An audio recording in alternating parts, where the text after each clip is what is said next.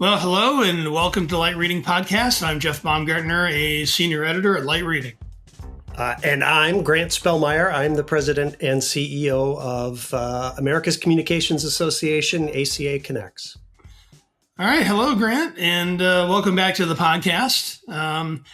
Glad to have you with us again to help us catch up on what's going on in the regulatory world and how that relates to your constituents. And, this time around, I think as always, we have a lot of ground to cover, including the big, beautiful bill, uh, the FCC chairman's Build America agenda. We're talking click to cancel rules, what's happened there, the ATSC 3.0 transition, something related to network neutrality, the updates to the BEAD rules. So, not really much to be thinking about these days, right?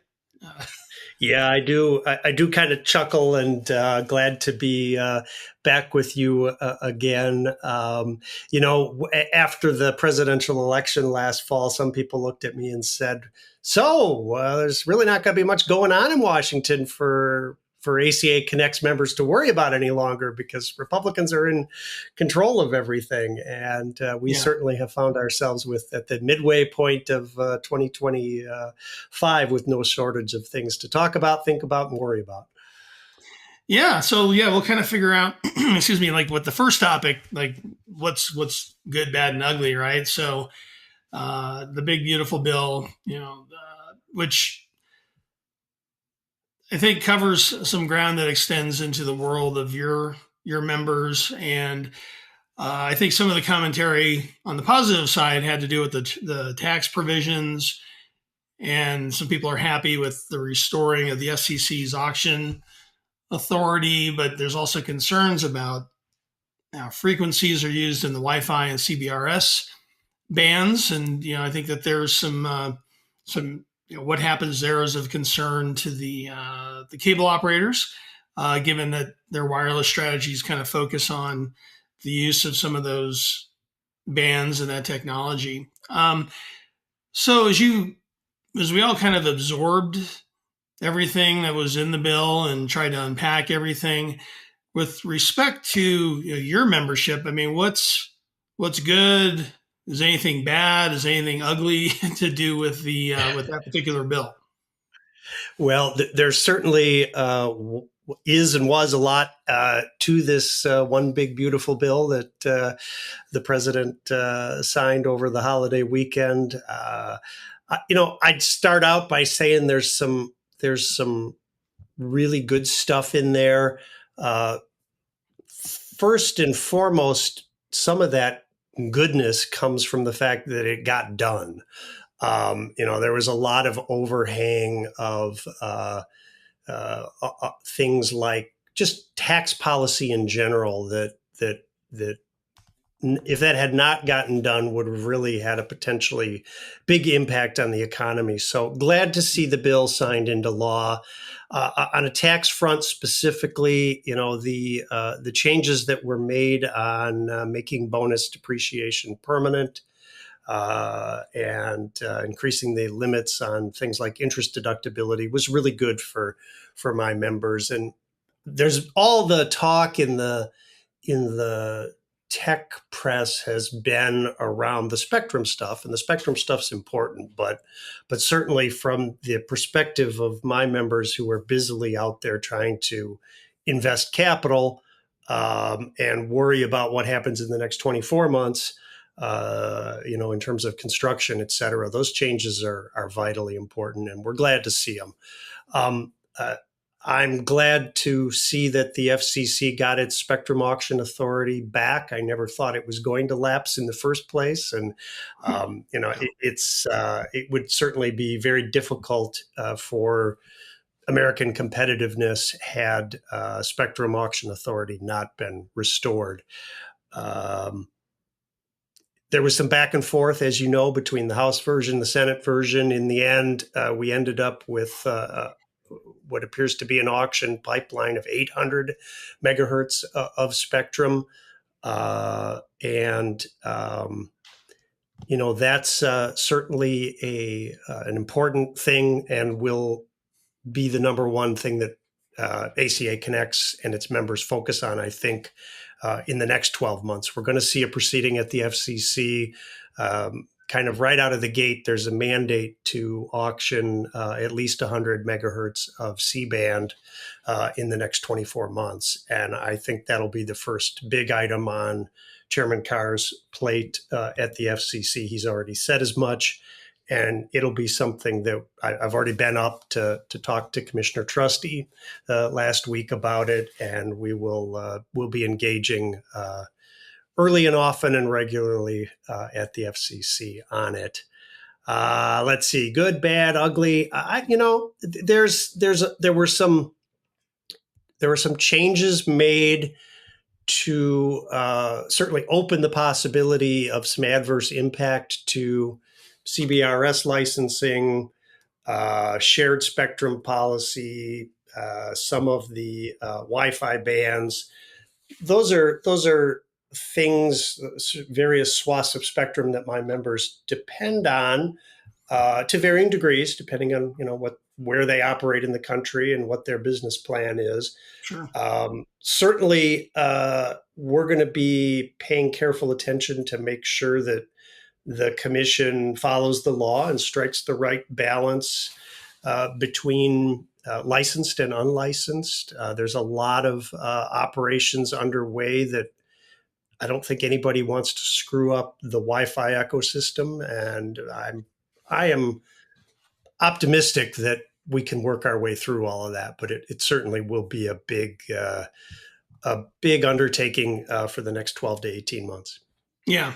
So we're going to have to keep an eye on, particularly on the CBRS side, because a lot of cable operators did get spectrum there at auction and starting to put it to use. So we'll be keeping an eye on how that maybe shifts, because that could alter a few things. And then, you had mentioned the chairman of the FCC. And the other thing real recent was the Build America agenda.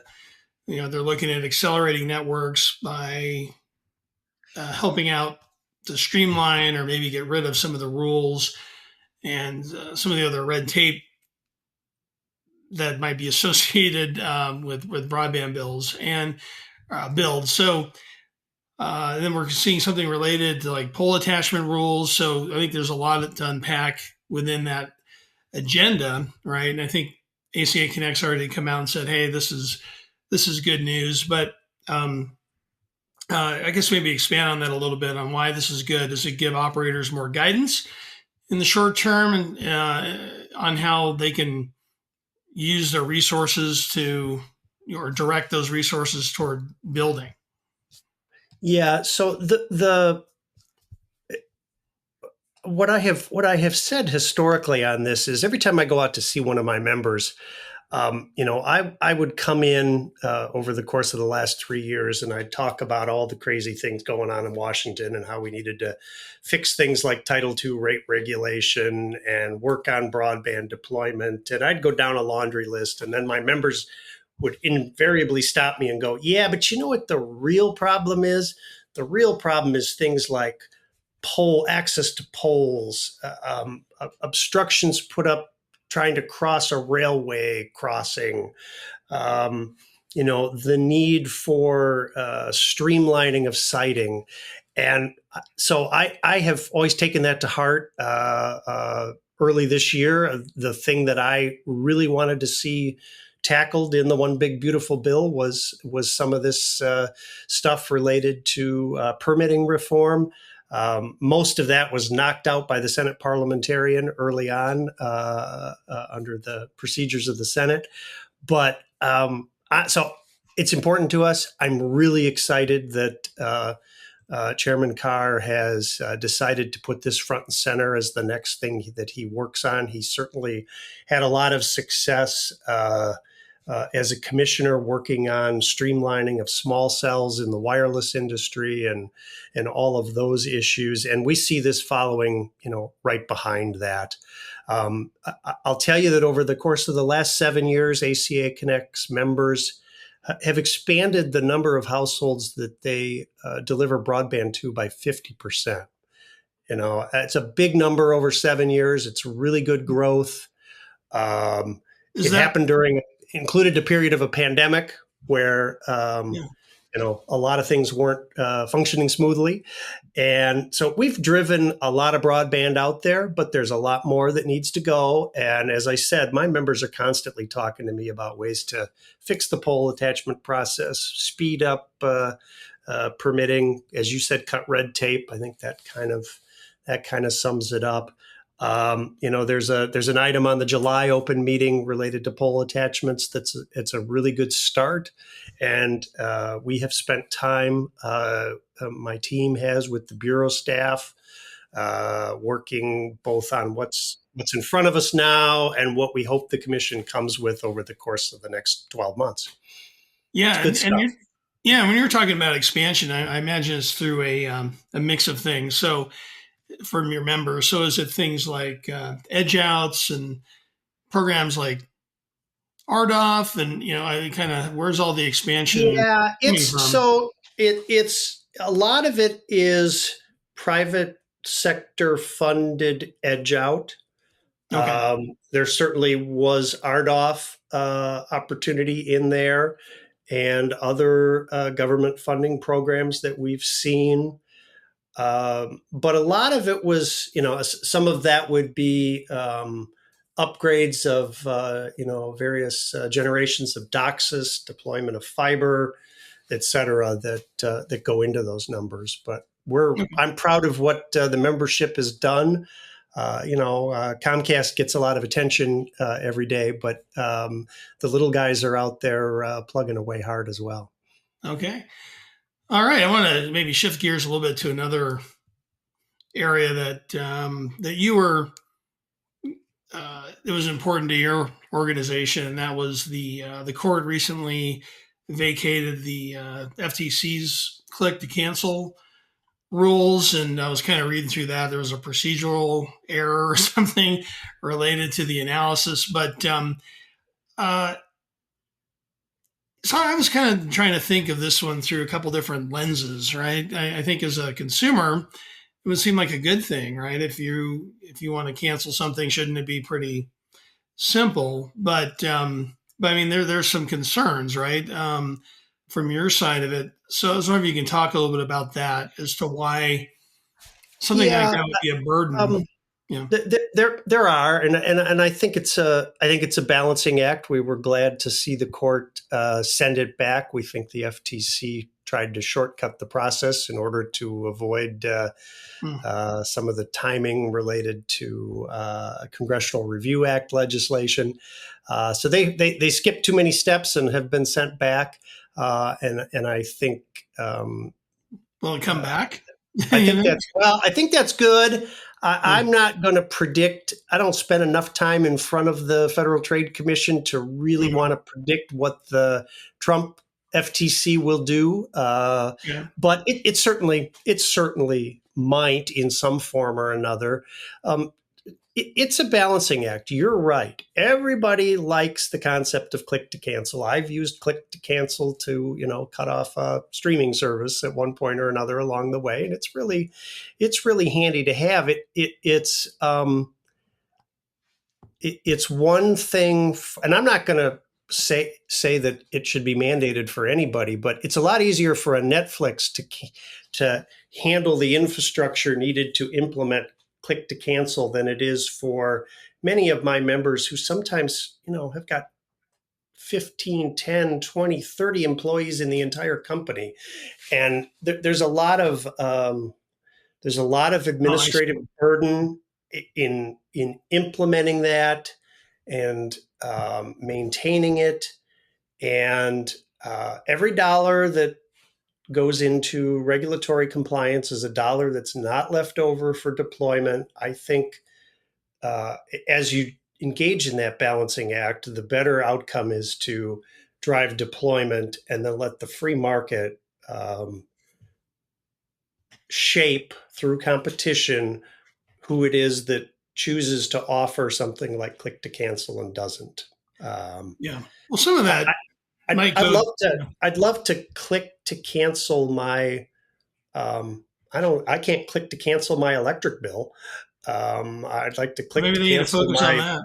my They need my car electricity though. lease. There's so many things that it's not quite as easy as it sounds Yeah.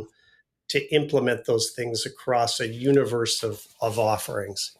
Well, I think it might come down to if anybody will be pressured on it, it'll be the folks who are doing the OSS and BSS and provisioning Yeah. systems to adopt that, versus asking the cable operators individually. Like you said, if they have 5 people, 10 people, something like that, obviously that's a lot to take on. So, okay. And then another area I wanted to get into is what's going on with the broadcasters right now.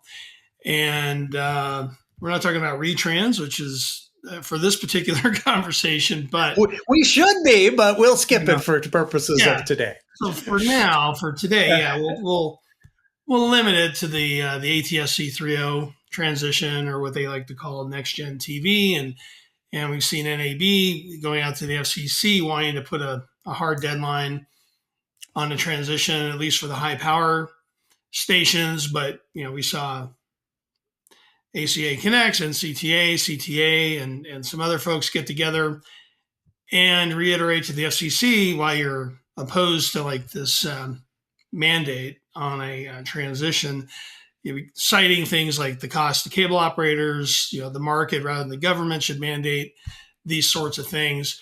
So, I mean, I kind of hit on a couple of the high level Yeah. ones, but yeah, if you want to expand a little bit on You've what you've issues you have and where we are, where we go next here, I think we're going through a review process. Yeah, we are going through a review process, and you kind of made my case for me. I think Yeah, happy to help. it's another one of these. Every dollar that goes into regulatory compliance is a dollar that's not left over to either pay for retransmission consent or keep prices low or expand service. I think over time you will see a continued transition from in the ATSC standard to 3.0, but to mandate that there's this one size fits all, let's make everybody go out and buy a new system. It doesn't come without a cost, and we don't see a technology benefit that outweighs that cost for operators and for consumers. There's a lot of challenges to operating a cable network, and this would layer on additional mandates on top of an already tenuous business case for video services in the traditional linear cable market. So I would. We're strong believers in a fairly hands-off free market approach to things, and we just don't see this mandate fitting in there. Yeah, and I think that the cost aspect of it is kind of interesting. When I was reading through some of the kind of anecdotal examples of potential costs. Now it's like, well, if it was so important for the broadcasters, what if they paid for that equipment? Not that they would, but I mean, if that was ever a point of negotiation, maybe that would resolve it. Well, that's a novel concept. I'm here to find, had, get everybody together and I wish we resolve. I think if it is truly persuasive and necessary technology, the market will prove it out to be the case, and that's not where I wod focus my time if I were an FCC commissioner. Okay. All right. And then we're going to actually, maybe we're going to be flipping back between video and broadband, but yep, absolutely. Yeah. I want to talk a little bit about BEAD, get caught up there on your thoughts, right? Because we saw the rules get updated, where it's more cost focused and opens the door maybe more to fixed wireless and satellite options in certain situations. But I thought even before they made all these updates, I always felt that there was, I don't know, like cable operators in general, not necessarily just your membership, but they were always a little uncertain about BEAD, versus RDOF. But I don't know if you'd agree with that, or just in general, how the new rules will kind of change your thinking, or what the response of your members have been since the new rules were put out there.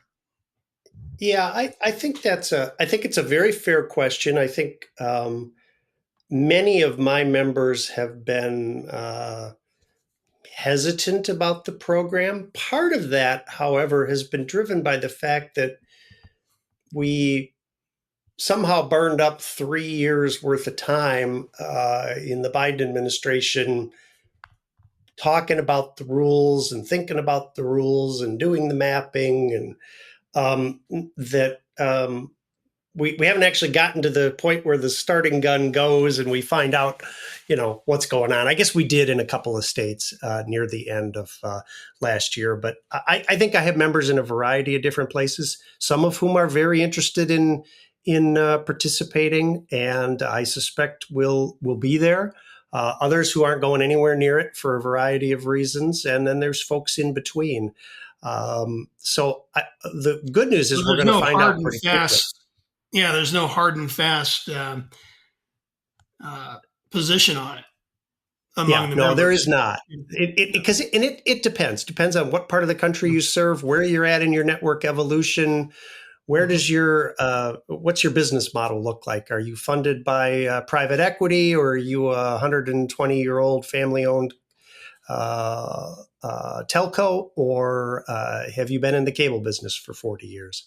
And I've got people in lots of different circumstances, and I think we're going to find out. We're going to find out this fall exactly how this plays out. There's still some ambiguity as to how the states are going to balance some of the puts and takes in the rule.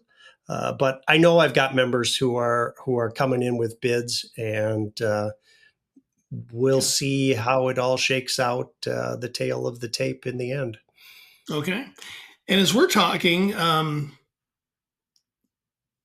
few days ago, from when we're talking, network neutrality was kind of in the news, right? With never goes away. I know it feels like it, but actually, more than it's true. It's always kind of hovering. But Chairman Carr with his delete agenda,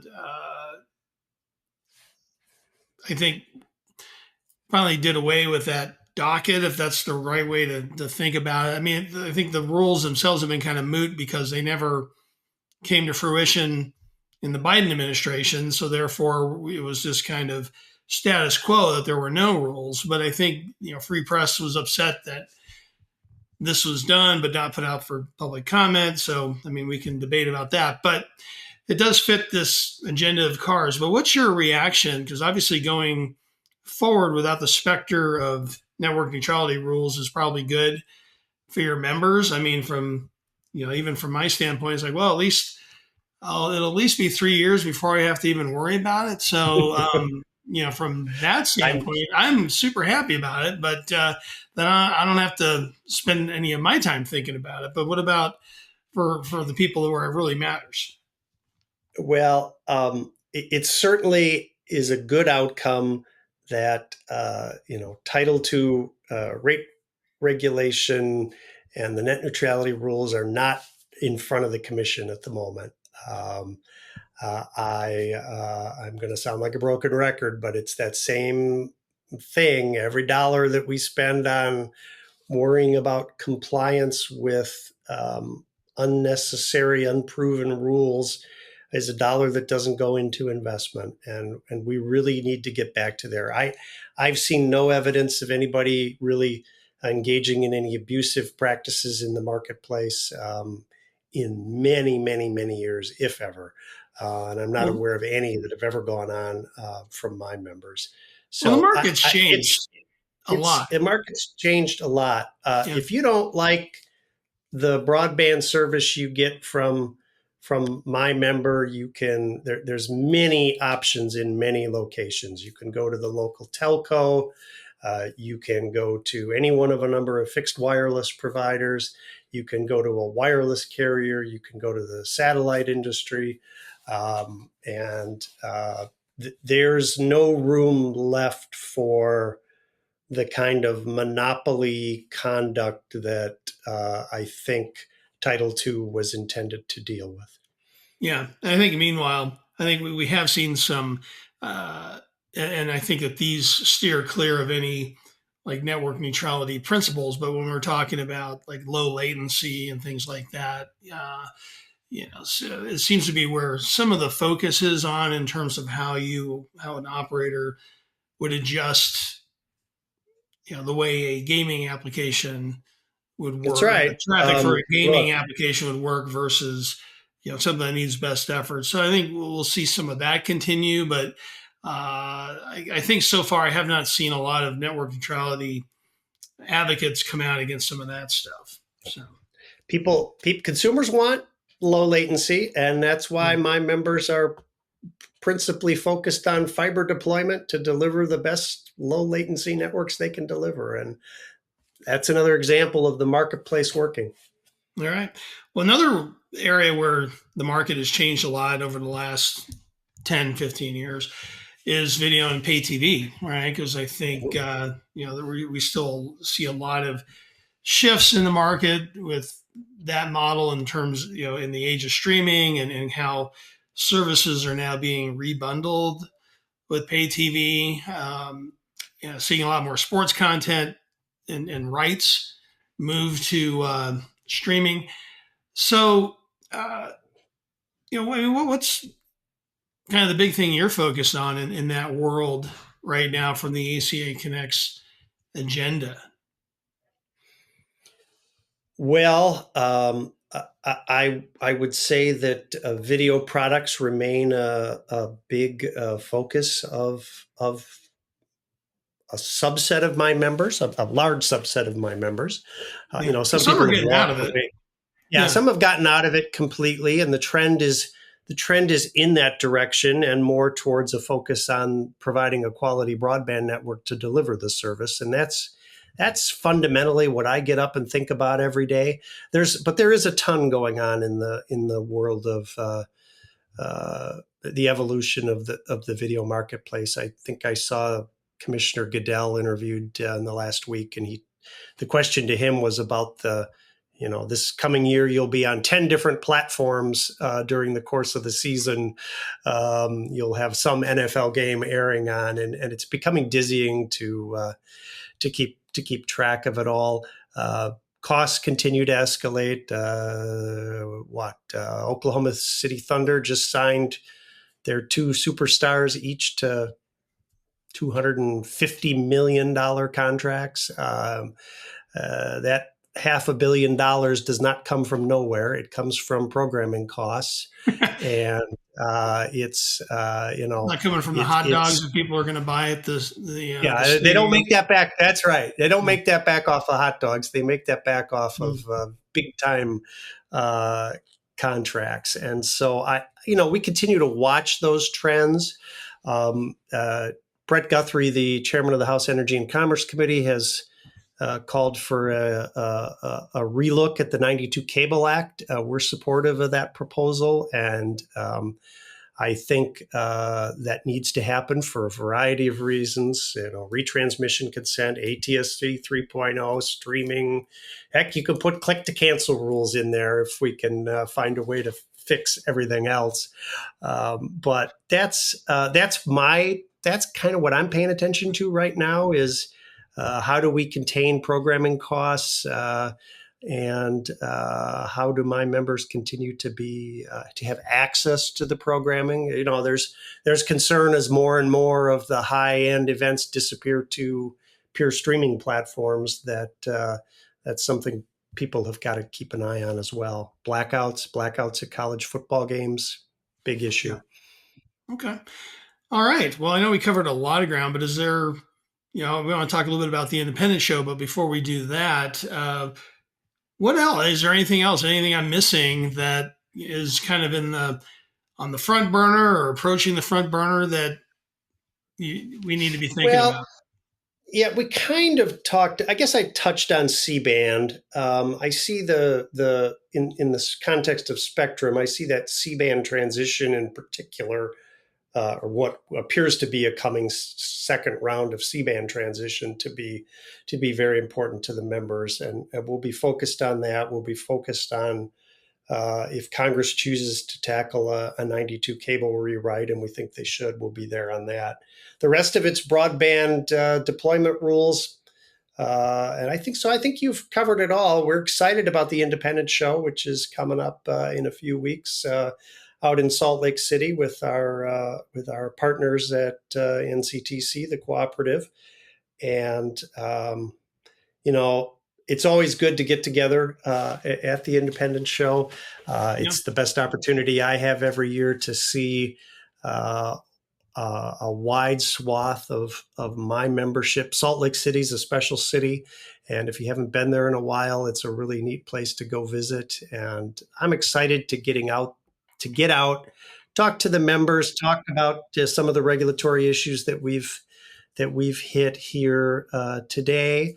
And, even by then we'll have a better feeling for how BEAD's going. So lots to talk about as we get together. Yeah, I was looking at the agenda because I'll be looking forward to joining you out there in Salt Lake. I did see AI, broadband economics. There's a whole legal and regulatory panel on tap I saw. But if you, based on the agenda and kind of what everyone's talking about as you prepare, what do you think will be the big takeaway at that show, or the biggest focus right now? Well, I think the story coming out of there is that we remain a very important part of the competitive broadband industry. We being my members, the folks that actually provide the service. We pass roughly a quarter of the households in America through my membership, and there's a lot of good news, and we're in a really good, from a regulatory framework, I think a much better place than we were even a year ago in terms of stripping away red tape and letting my members continue to go. So I think, there'll be takeaways on AI. We'll be making some analogies to the Olympics and gold medals, and given the venue in Salt Lake. But I fundamentally just think it's another opportunity to remind folks that we're out there, and the future is very optimistic in my mind. Okay. Well, great. Well, I think that's where we're going to leave it for today, Grant. So thanks again for coming on the podcast once again to help us cover quite a bit of regulatory ground. And, in the meanwhile, I will look forward to seeing you in Salt Lake City here. Looks like August 10th through 13 in Salt Lake. So we'll see you there. Thank you very much. I'll see you then. All right. Thanks.